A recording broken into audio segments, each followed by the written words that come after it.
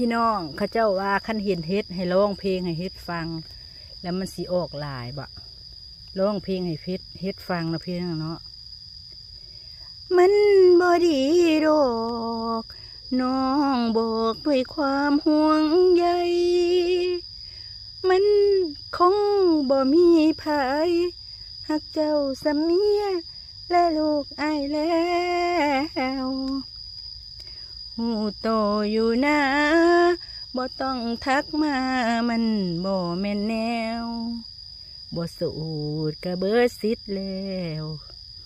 มายืนต่อแถวน้องกะบ่เอาคันอายบ่สูดน้องบ่อนุญาตให้จีกะแบบบ่ยังบ่รีบมีผัวนำเขาดอกเด้อแม่บอกพี่น้องเอาร้องให้ฟังแล้วมืออื่นออกหลายๆเด้อเฮ็ดเด้อสิมาเก็บอีก